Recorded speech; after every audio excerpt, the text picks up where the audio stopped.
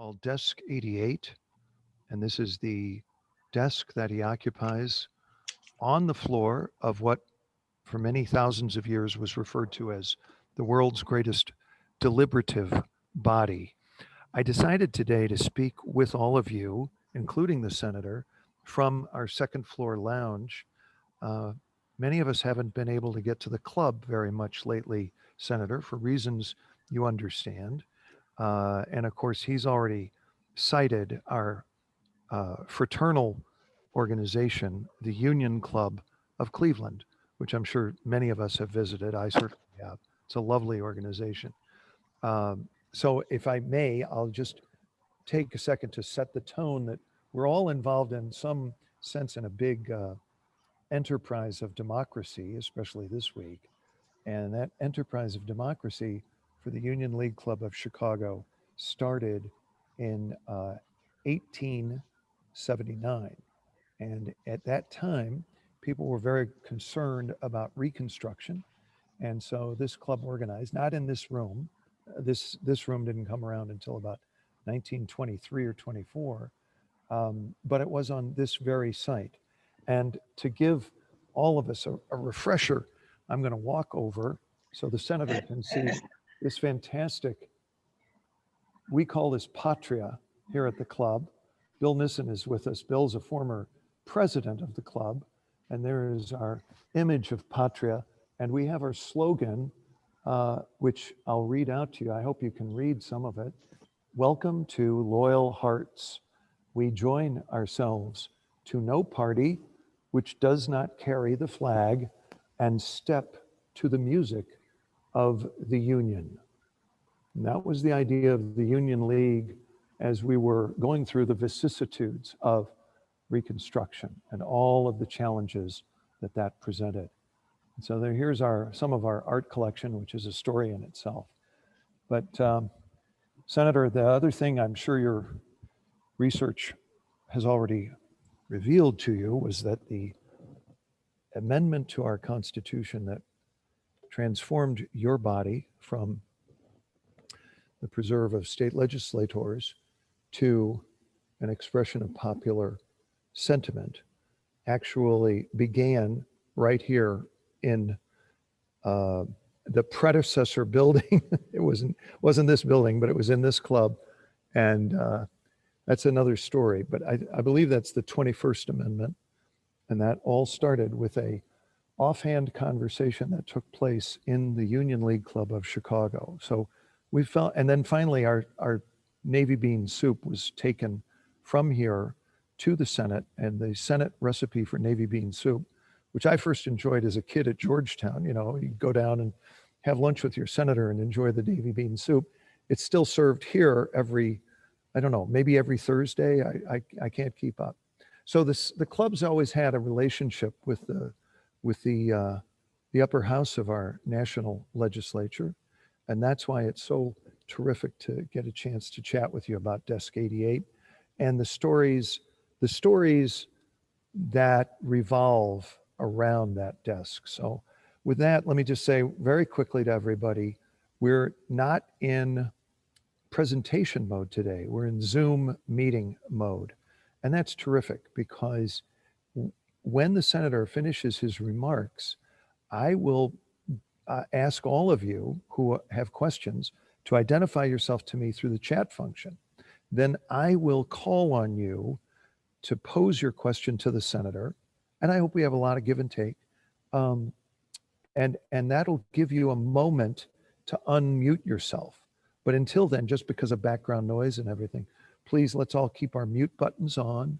I do want to remind everybody that we do have there is a link to the bookshop at Chestnut Court Bookshop up in Winnetka, where you can get the book. This is the book. And so we want to keep that present in your minds as well. With that, Your Honor, it's a real privilege. We get to see you on TV and we get to hear you on, the occasional Sunday morning show, but here you are kind of live. So please tell us why you wrote Desk 88, and then let's get into conversation. Take the time you wish. Thank you for that, Mr. Robling. And it's an honor to be at the Union League Club. I've spoken at the Cleveland City Club a number of times. There is a story in my book about the Union Club in Cleveland. It's not quite as old as yours. It's called the Citadel of Free Speech. It has hosted almost every president since Hoover.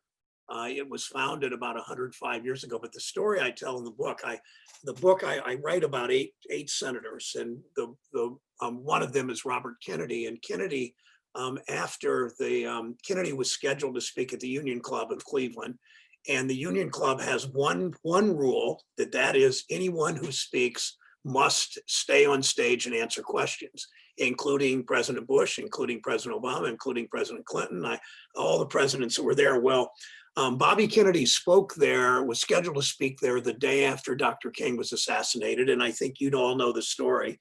Dr. King was in the state east of you. Bobby Kennedy was, when King was killed, Bobby Kennedy was flying into Indianapolis. And before the days of internet and cell phone, he was speaking he spoke in the back of a flatbed truck to several hundred African Americans, and none of them had heard the news about King's assassination. And Kennedy broke the news. It's a very famous, it's a video worth looking at when Kennedy just impromptu extemporaneously spoke and told them that my brother was killed. My brother was also killed by a white man, and talked in more detail than that. So the next day, Kennedy was scheduled to speak at the Union Club in Cleveland. He canceled all his other campaign appearances, but he went to Cleveland that day. And he went up on the stage, and he essentially, he changed his speech. He talked almost all about Dr. King and gun violence. And at the end of the speech, he walked off the stage and just left. And the guy that ran the City Club, or the Cleveland, the City Club, Union Club in Cleveland, was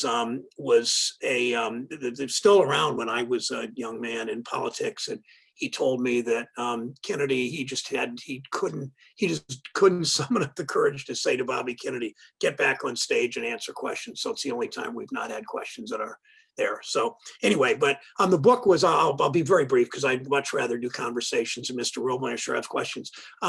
Early in my time in the Senate, everything is sort of by seniority. The committees you sit on, the place, the office you have in the Hart building or the Dirksen building or the Russell building, and the place you sit on the floor. And I was one of 10 freshmen. So there were 10 desks left on the Senate floor to choose from where we were all going to sit. And someone had told me that senators carved their names in the bottom of their desk drawers. So I began to pull out desk drawers just to see who had sat there. And this one desk that caught my interest, it said McGovern, South Dakota, Hugo Black, Alabama, Albert Gore, it was Gore Sr., Albert Gore, Tennessee, and then it just said Kennedy. And I walked over to Ted 4 or 5 desks away. I said, Ted, which brother is this? And he said, well, it's got to be Bobby's because I have Jack's desk.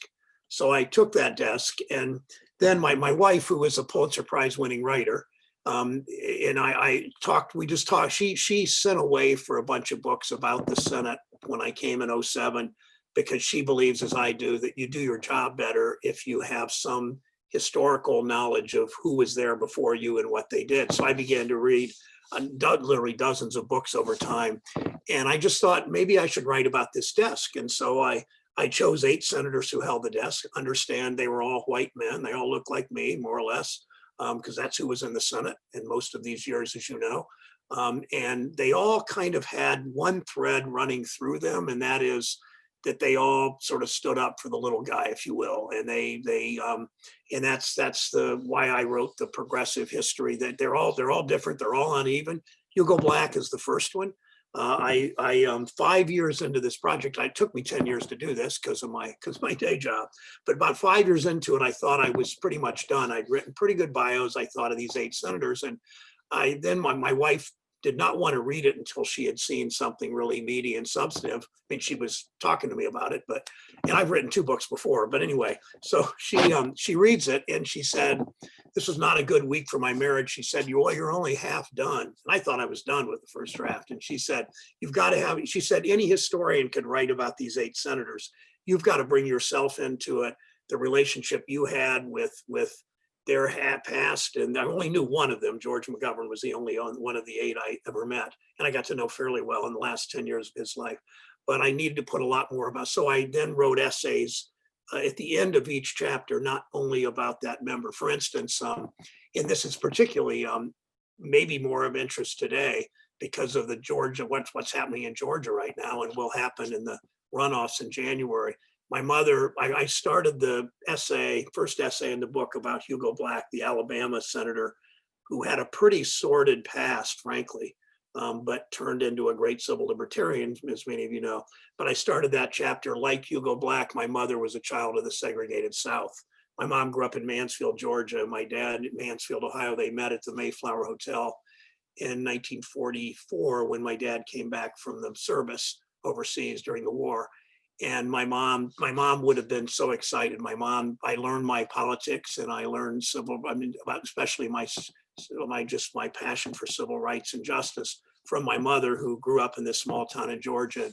She would have been so thrilled that Georgia is now a swing state and that Georgia actually might go to the progressive candidate in this election. So my mom passed away at 88 dozen years ago. So her last good day on earth was Barack Obama's inauguration, actually. The last good day she could sit up and watch television as she was in hospice in the last couple of weeks. So anyway, that's kind of where the book came from. And go ahead, let's just do questions. And Terrific. Well, far too long. I obviously, so everybody start letting me know. You can let me know through the chat function and then I'll call on you. But since you raised George McGovern, he had a special tie to Illinois. He received his doctorate in history at Northwestern, and he loved Chicago, and he was here all the time. I happened to get to know him in his later years when he was in Connecticut, but he really did adore Chicago. So he was a extraordinary hero as a pilot, as a Air Force pilot in World War II. And he was, sort of part of the prairie populist movement, I think. Tell us a little more about the George McGovern you got to know. Yeah, McGovern. I'll give you. I'll start sort of near the end of his life and tell one little story. New members of the Senate in the majority, the first couple of years, you spend a lot of time presiding. They ask the members with the least seniority in the majority party to sit up front and presided. One day in 2007 or 8, I was presiding over the Senate. It was one of those days, if you ever turn on C-SPAN and watch this, there wasn't a lot happening. There was one speaker, then somebody else, and the floor was mostly empty, the chamber. And Senator McGovern, much retired by then, walked in the back of the room. And by then he was in his mid 80s, early 80s, I think. Walked in the back of the room, and I said to the pages that sit on the steps in front of the lectern, if you will, the podium, I said to the pages, just generally, I said, do you know who that gentleman is that just walked in? And they said, no. And I said, his name's George McGovern. Do you know who he is? And they said, no.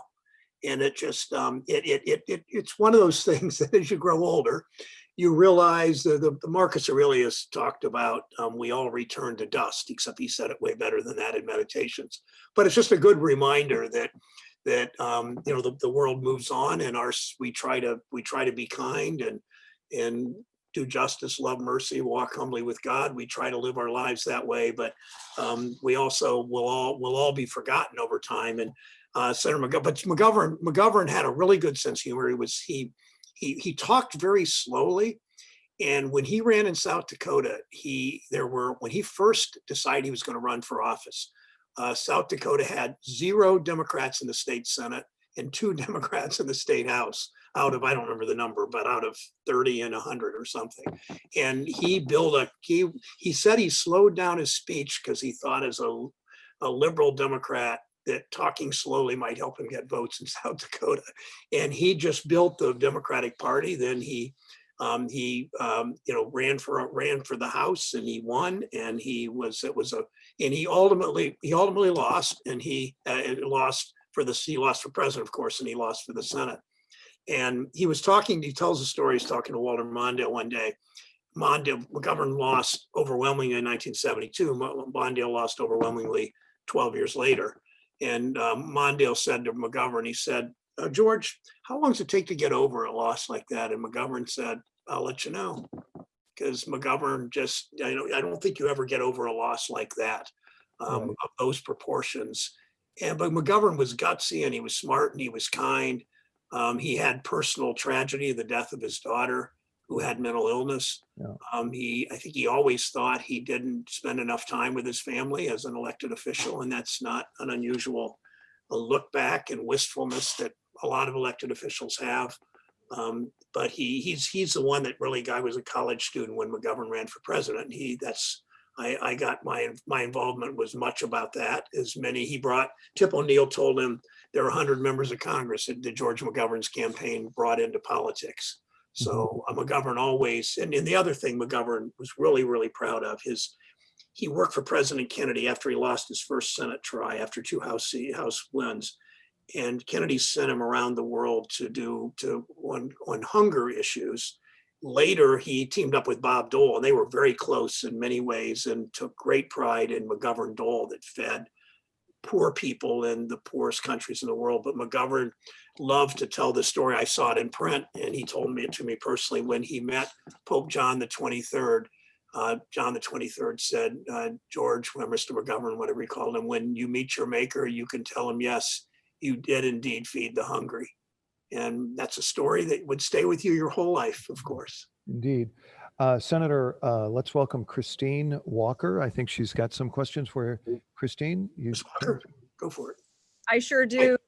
Welcome to excuse me, Illinois. At least Northwestern colors on, Ms. Walker.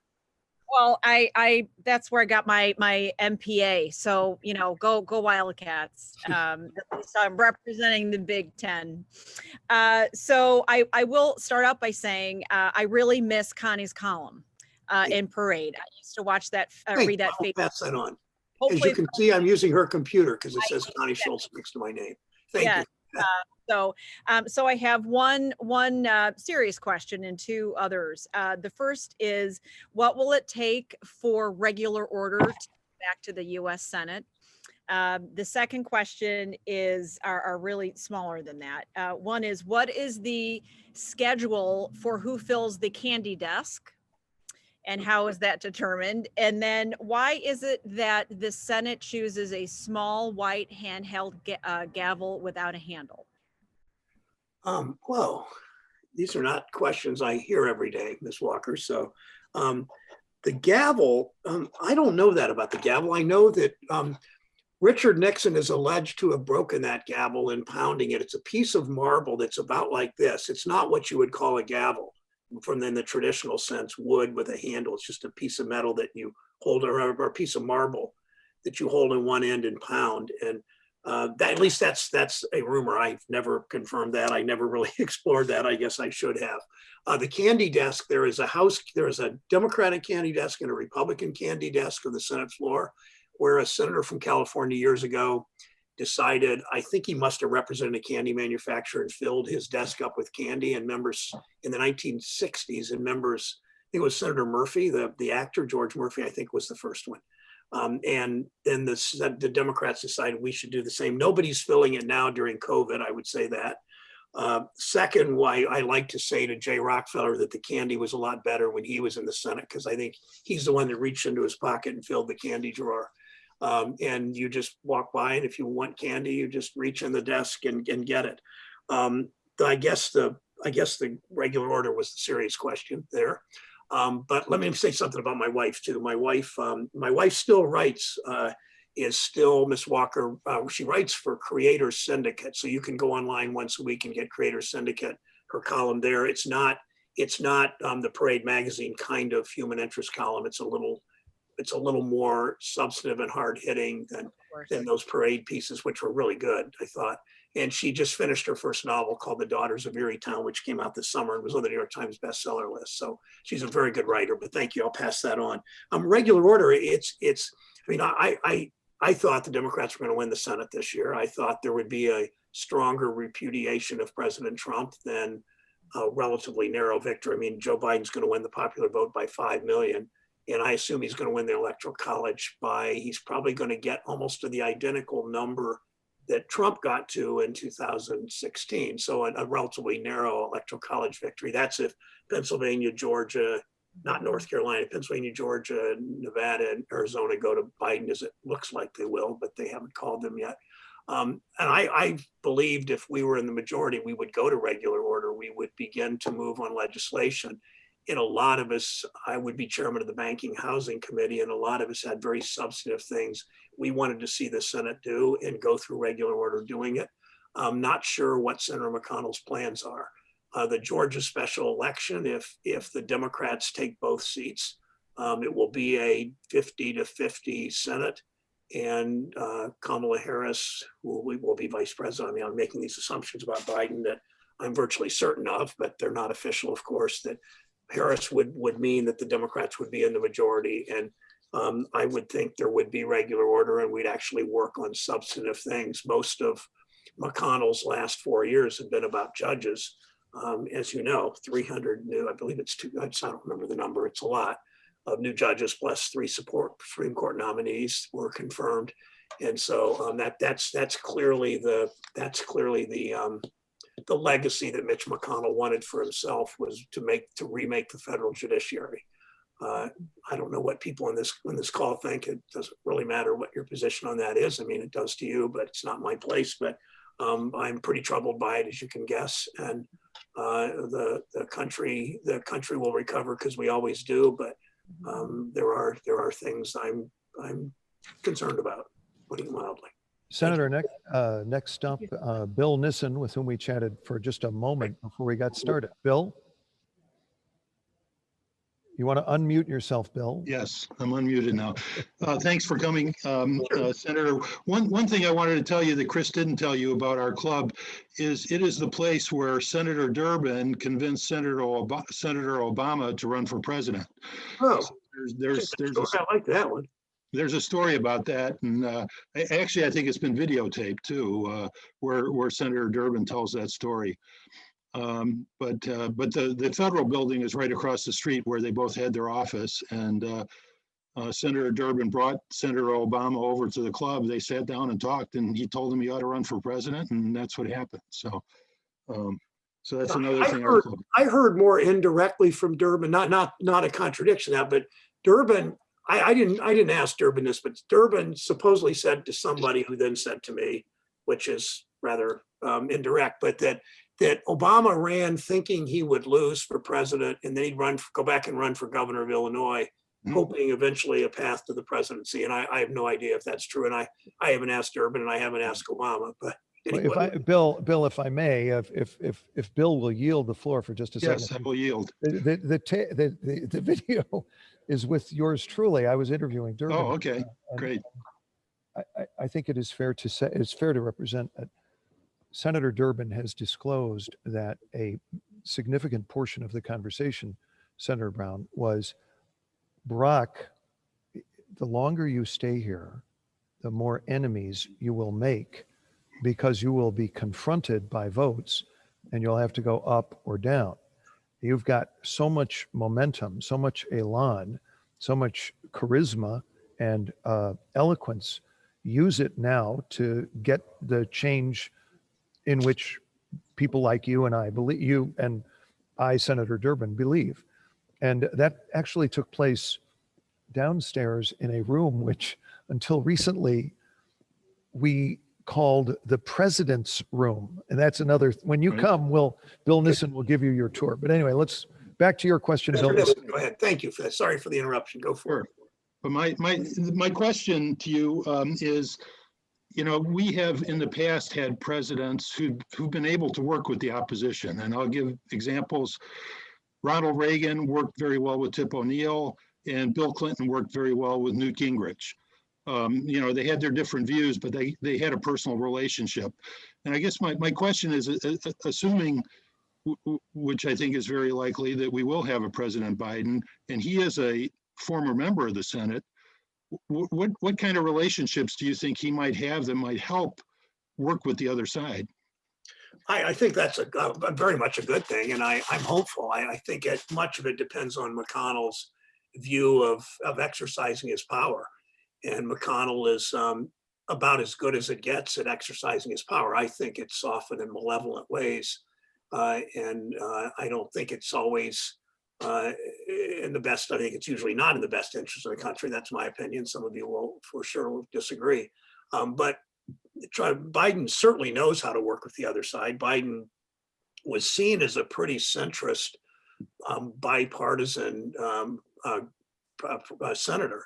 I think everything when this conversation is obviously very different if it were a Senate with Schumer as leader rather than McConnell. But I've watched. I didn't know Biden intimately because I came to the Senate in 7. I knew him a little bit before that, but I came in 7. He was running for president, as you know, and then in 8, and he got out of the race. But then from the summer of 8, he was running as vice president. So I didn't know him really well, but.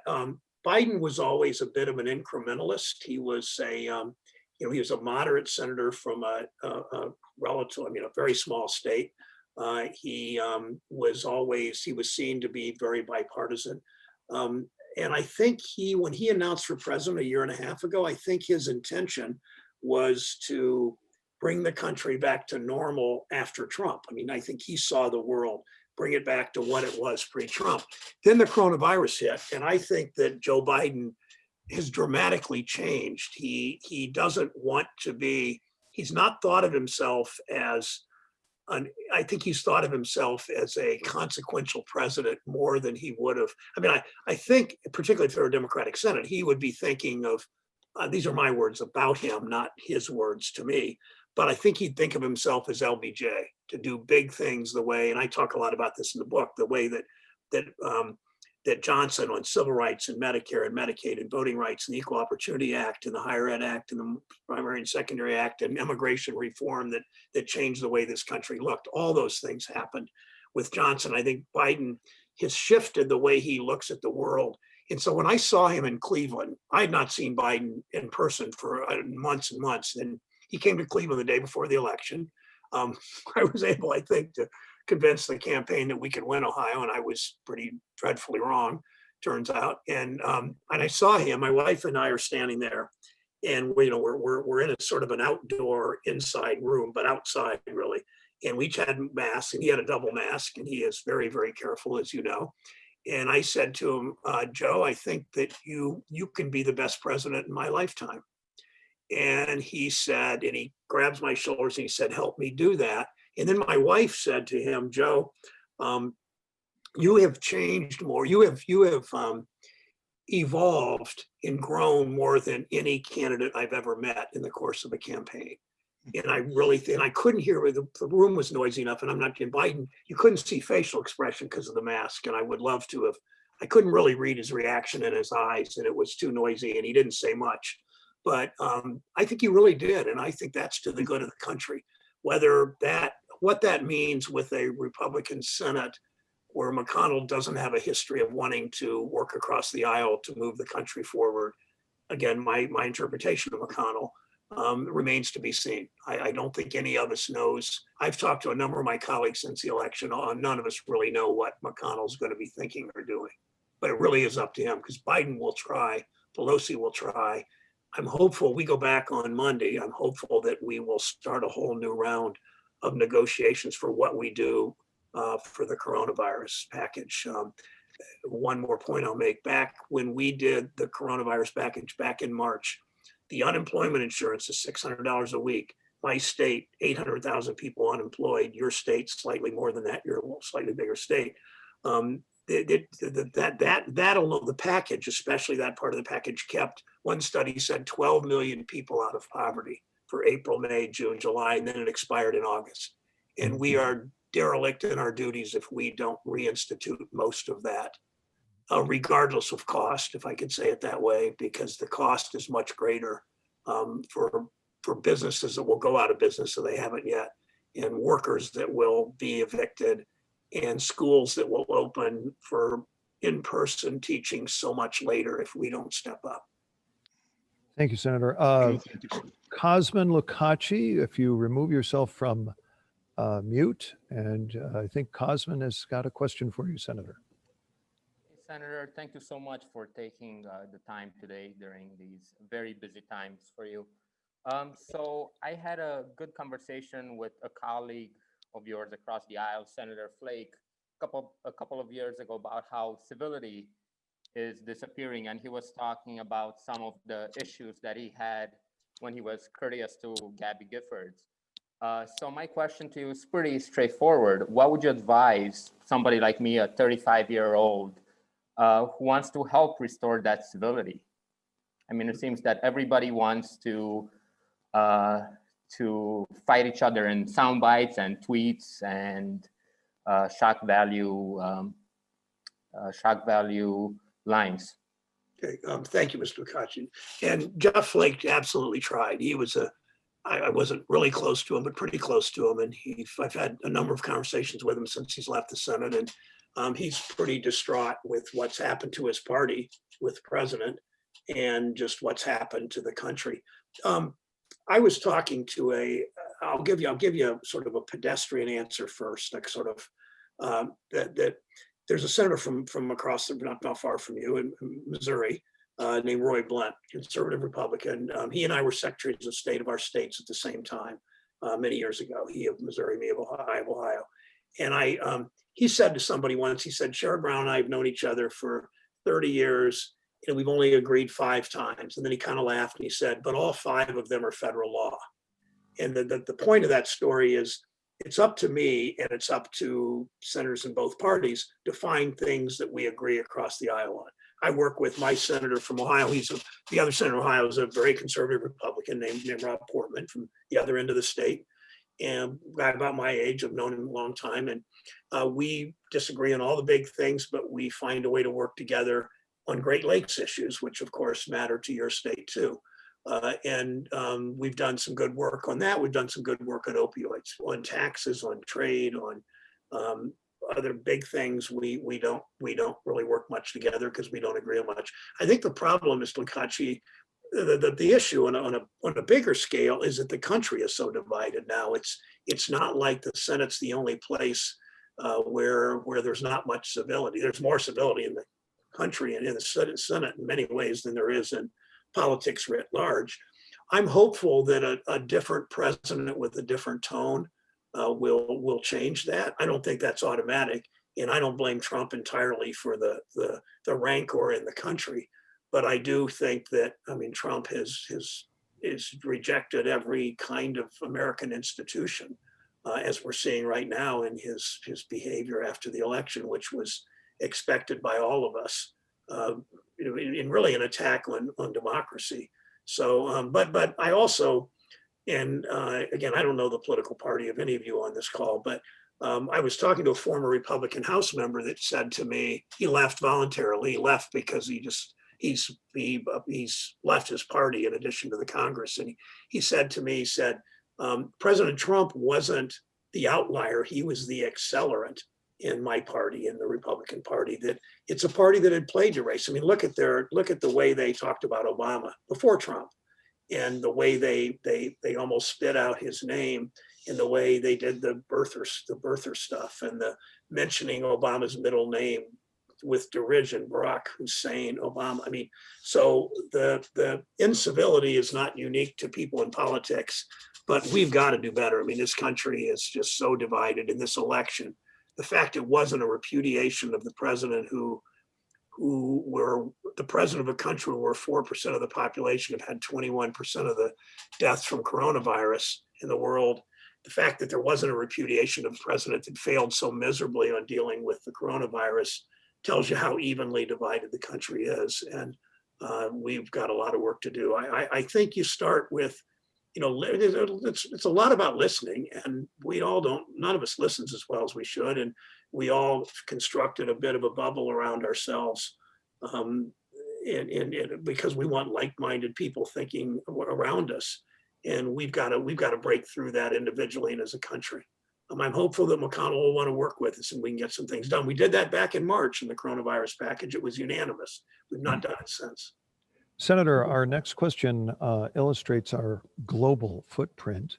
It's from His Excellency, the Consul General for Germany in the Middle West, Wolfgang Mossinger. Mr. Mossinger, how are you, sir? Hello, Senator. Thank you for the possibility to ask two questions, if I may. Sure. First one is, as somebody who observes the political landscape in the United States, I've been told in the beginning that Ohio, your state, is the typical bellwether state for America. But the last two elections, it wasn't really. So is it going back to be that state that kind of leads the pack towards the direction where the majority of Americans is going? And the second question is now more to my own remit here. Do you think there will be a new restart of transatlantic relations now with the Biden administration in all matters like trade, but also defense, and basically also to restore the value-based Western approach to international politics and not the purely only interest-centered approach? Thank you. Yes, I think, and I'll take the second part. I would like to ignore the first question, but I can't, as you ask. But the second question, absolutely. Biden is an internationalist in the right sense of the word. And I put trade a little aside on that, but I can talk about that or not. That doesn't really matter in this question today, maybe. But I think he will surely rejoin the Paris Peace Climate Accords. He will try to breathe new life into the Iranian deal, the Iran deal.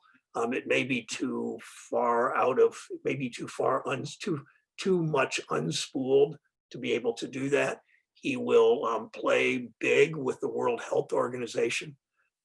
He will engage with his allies. I think he realizes our allies are more your country and Canada and Britain than the strongmen in Brazil and North Korea and China and Russia and Turkey and Hungary.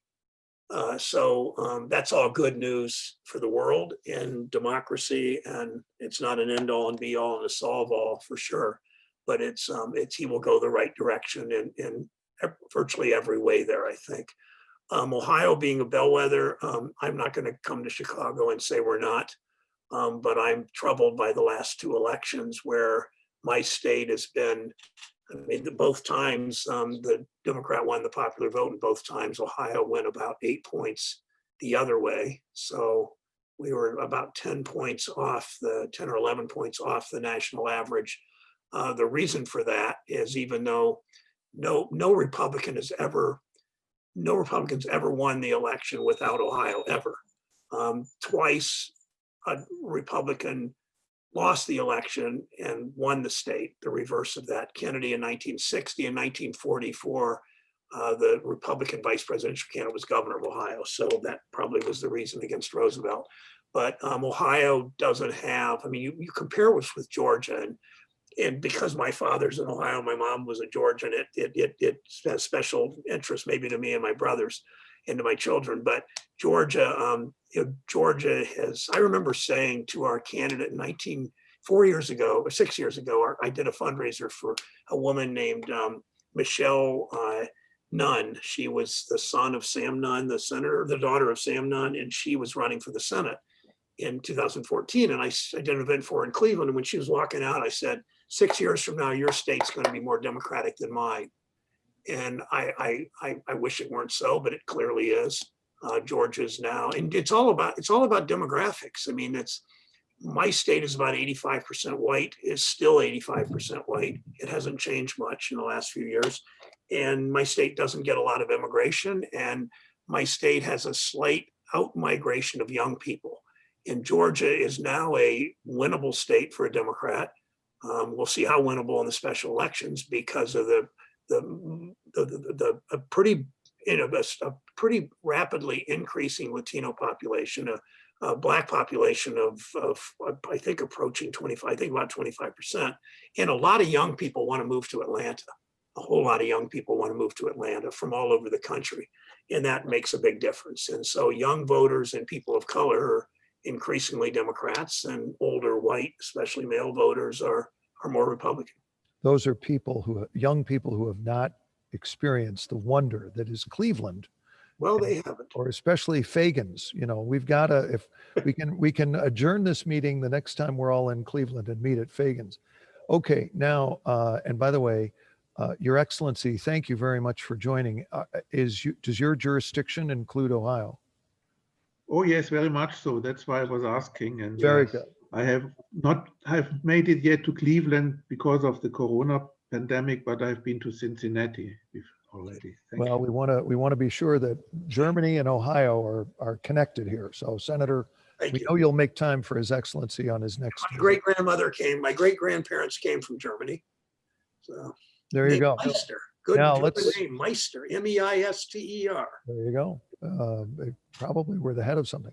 Okay, Bev Paul has a question for you, Senator, and I note we're kind of getting short on time. So, you Shorten should- my answer, in other words, yes. I have a brief question. Glad to be part of this conversation. And I wonder what will happen if we wind up with a 50-50 split in the Senate. I know that Kamala Harris would be the tiebreaker when it comes to votes, but who would be the majority leader in that case? The majority leader would be Schumer, in all likelihood. It would be a Democrat. It would likely be Schumer. The committee chairs would all be would all be Democrats. When you may remember when Jeffords, I guess it was 50-40. I'm not sure we've had 50-50, but it would be that, because any vote would be if all the Democrats stay together, and they would on all procedural votes. The more intriguing question is, what do we do? I mean, it would give immense power to the couple of Democrats that are a little more conservative, like Joe Manchin in West Virginia, Kristen Sinema in Arizona, who are, you know, I mean, the party's not this leftist party that Trump said it was, but those are probably our two most conservative members. And when it's 50-50, everybody wields immense power relatively, right? So, but it would be Democratic leadership in the Senate. That's the way it would work. Thank you. we've got a second question here coming from our friend Christine Walker. Go ahead, Christine. It's a good follow-up to that. In terms of if we do see a Biden-Harris, what names are you hearing for potential replacements for Senator Harris in California? I'm hearing no names, but I would, if I had to guess, I would guess Karen Bass, who is a House member, and Karen Bass was probably in the finals for vice president, even though she was a House member and wasn't really well known, but she was former Speaker of the California House, African-American, very smart, older. I mean, I think she's close to mine. I don't know. I think she's in her 60s. I don't really know, but she's not as young as Harris. But I would assume, I think there's a pretty good chance that the California governor would pick an African-American. There are not nearly enough African-Americans in the Senate, as you know. There are, and since we lost one, I just think it makes sense. And I think Bass is a superstar. I don't know her well, but I've just only heard good things about her. So if I had to bet on one person, I'd bet on her, but it's not my decision. It's not the Senate Democrats' decision. It's one guy's decision, who is the governor of California, as you know. Thank you. And Virginia McCann has a question she would like to pose to you, Senator. Virginia. Ms. McCann, go for it. Thanks very much, Chris. And Senator, you truly are one of the bright lights in the Senate. So thank you for your work. Thanks. I'm dismayed that 50% of Americans decided that with all the vitriol and all the misinformation and all the other things that we can talk about in the Trump administration, that 50% of us said, yeah, give me more of that. I want some more of that. What can we do within our first, as long as we stay within our First Amendment rights? Is there anything we can do as a nation to tamp down on misinformation coming from media? I don't know. I had exactly the same feelings you did. I understood Trump's election in 2016 and in this context that a lot of Midwesterners, a lot of people in Wisconsin and Ohio and Michigan and Pennsylvania, especially west of Philly or west of, say, Scranton, have heard politicians promise we're going to bring these middle-class industrial manufacturing jobs back. You know, kind of Obama promised it, Clinton promised it, Bush promised it, I promised. I mean, we all try, and nothing much really happened. And so this business guy from New York comes in, fast talking bombastic and said he's going to take on the establishment and he's going to bring these jobs back. And they gave him a chance. I mean, there was clearly to me that he was a racist even back then, just the way he handled Obama and so much else. But the voters, I understood it back then. I didn't understand it this time, that 4 years of this. You read Christoph's column in the New York Times today, read the last yesterday, the last 3 or 4 paragraphs just summed up exactly what you said, Ms. McGann. I think it's, I think Biden is a soothing personality more. I think he is going to do everything he can to unite people. I'm concerned that Trump and his acolytes, including the spineless people in the Senate and House who have gone along with darn near everything he said and done, I hope that some of them, enough of them, break with him on this whole election time. I mean, Trump very well could do this for the next 2 months until he is escorted out of office on January 20th, literally escorted out. I assume he won't go to the inauguration. I assume he will do nothing on the transition. Presidents, it's their job. I mean, I lost an election to a guy named Bob Taft for Secretary of State in Ohio. I was the incumbent. He beat me. Within 3 days of the election, I had him in my office and I was talking about transition. It's my job to do that. I didn't like him. I like him now. We're actually friends now, but I didn't like him. I didn't like the ads he ran. I didn't like that he was taking my job, but it's our job to do that. We take an oath, you kind of do that. So I don't know. I'm optimistic because we always figure it out. But I was, the way you said, this is all gone and we want more than that. We want more of this divisiveness, this racism, this anger back and forth, this name calling it's just, I'm flummoxed by it. I want to get back to this book. You were talking about all of those, this, and this. I want to get back to this book because that's how we all got together today. And I want to ask you of these 8, and it's a really remarkable group. I mean, who knew that, Bobby Kennedy's and Bill Proxmire had the same desk, I mean, or Hugo Black for them. I mean, or Sherrod Brown. I mean, it is one of these extraordinary random kind of things that then has a huge sort of subtext, which you now have drawn out to 300 pages. And it's fascinating. I got the book last night and very, very compelling. John Alberts has got a question, but I'll come back to mine before we go. John, go ahead. John. Senator, who would you like to see in terms of the cabinet? Yeah, I want to see a Secretary of the Treasury. It's not from Wall Street. I want to see I know what that's a good question. I want to see an administration that's a little less tilted to Wall Street than previous administrations. I'll just kind of start with that. I want to see regulators at the FDIC and I would be banking housing chair, so I particularly focus on those issues. I want to see regulators that will make sure that we see capital standards solid and strong, so that we don't. So what happened in 2007 and 2008 doesn't happen again. Ever since we passed Dodd-Frank, and I was one of the people that helped write it with President Obama in his early days of the White House, we backslid. We've seen attacks on it for 10 years, as we've seen attacks on the Affordable Care Act. I think that the president's going to do a lot on executive orders to undo Trump's executive orders. I talked to his transition team, especially the head of his transition, I'm pretty close to, is a very close, longtime friend of Biden. And I talked to him about ideas. I'd rather not share names because I've shared them privately with him. But I think I want a bit more progressive cabinet maybe than we're used to.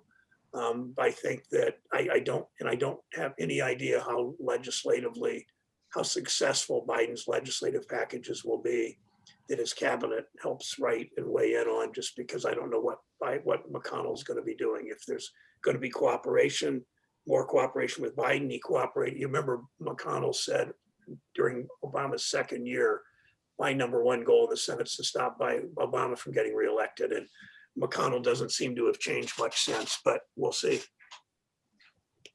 There you go.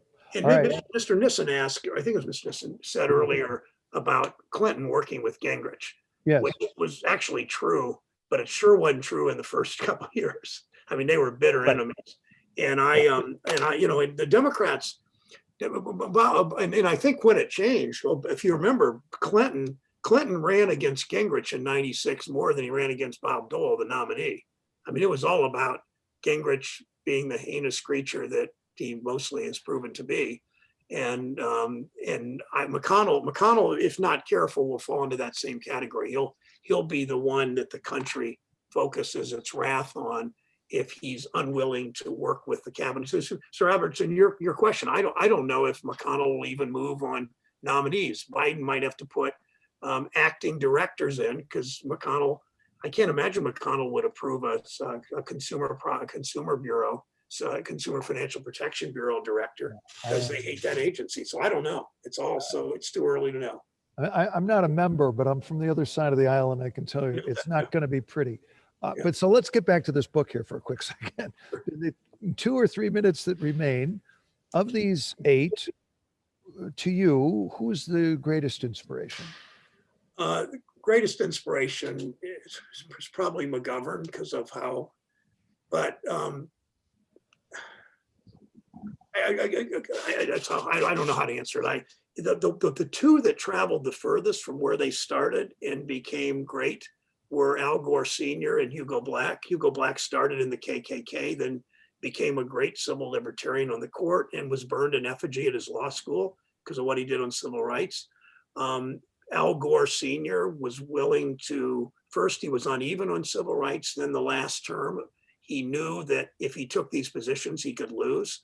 He opposed the Vietnam War of the president of his party, Johnson. He took on corporate interest on fighting for a much more progressive tax code.